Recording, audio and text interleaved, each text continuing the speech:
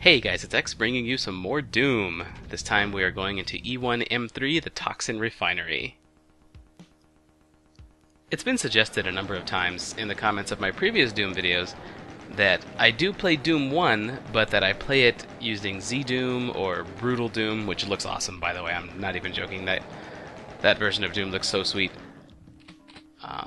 Or any of the other various Doom versions that are out there these days. Doom has been around for a very long time, and people love it, so they have remade it, they have given it more bells and whistles, they have made different versions of it, and yeah, there's a lot of different ways to play the original Doom these days. Whether you want to play it completely old school, or you want to play it like totally revamped and new with all kinds of new features, there's something out there for everybody when it comes to Doom. And when it comes to my Doom, the way that I like Doom, this is exactly how I like it. Maybe at some point I will play Brutal Doom, because like I said, that version looks so totally sweet. I would really like to try that out. But right now I am just soaking up the goodness that is the original Doom.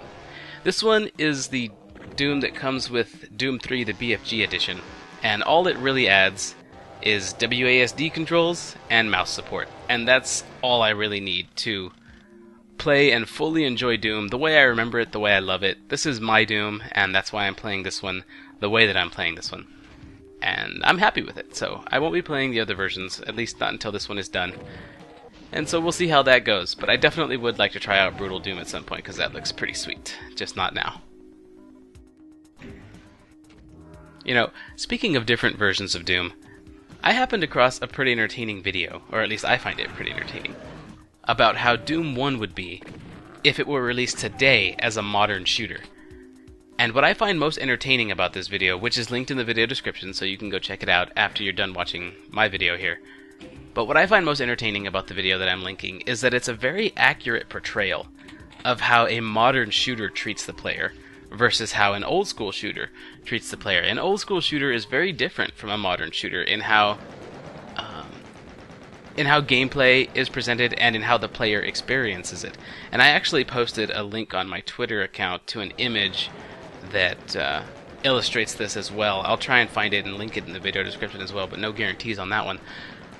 But the video that I'm linking shows, in a parody format, sort of poking fun at modern shooters, using an older shooter's engine to, as I said, poke fun at a modern shooter. But really, it's all about how the differences have risen up and how they have occurred as the shooter genre has progressed. I'm not sure I'm fully pleased with how first-person shooters have progressed over time versus how they were before. Of course, I'm very pleased in some ways, graphically, and as far as... I don't know, there are some things that are good and some things that are bad. An old-school shooter like Doom here, the original Doom, and many other old-school shooters as well, such as Duke Nukem, are about different things than modern shooters are. And an old-school shooter is about navigating very, very large complexes they're filled with winding hallways, multiple rooms, secrets, monsters, and all kinds of stuff. It's very much about the experience of solving puzzles and finding your way out, surviving, picking up ammo off the corpses of your enemies, and so on and so forth. Whereas a modern shooter kind of leads the player by the hand for the most part. If you're talking about a single-player experience, that is. It sort of leads the player by the hand. And I can illustrate this with an example like Crysis 2, which is actually on my channel. You can find the playlist to my Crysis 2 videos on my channel as well. I actually didn't go and finish Crysis 2. That's pretty low on my list of games to finish, Wings of Liberty being at the very top, followed by probably Castlevania. But Crysis 2 is a first-person shooter, and I like it. I like Crysis 2 a lot. I really do. I like running around in the power suit and generally just being a badass. And I also like how it feels to me. Again, I'll say this like I said it before. It feels to me like a 90s action flick, which is a good thing. I really like 90s action flicks. But it really does kind of guide the player by the hand by leading you from checkpoint to checkpoint and presenting you story through dialogue that comes in through your comms, through your headsets, and also, jumping out of this for a moment, the switch in this room takes us to E1M4, which is the next stage, but I'm skipping it. I'm actually not going to go to E1M4 in this stage. We're going to go through the secret exit that is in here in stage 3, and yes, I just did a total 180 and started talking about what's happening on screen as opposed to what I was talking about a moment ago.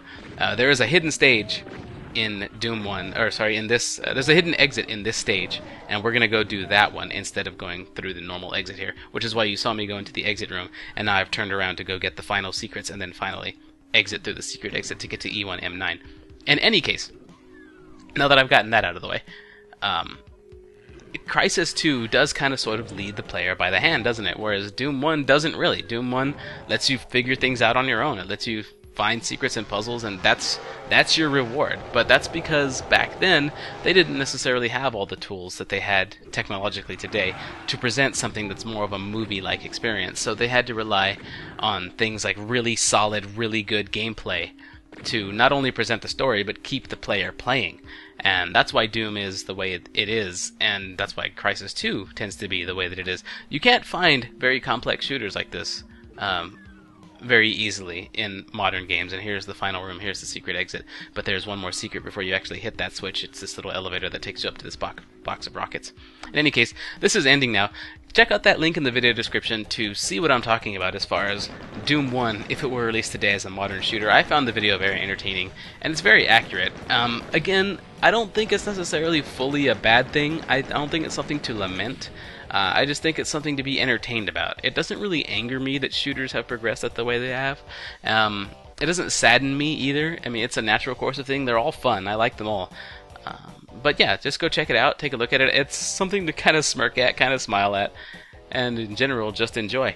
And I'll try and find that link to the image that I posted on my Twitter account, which also illustrates the same thing.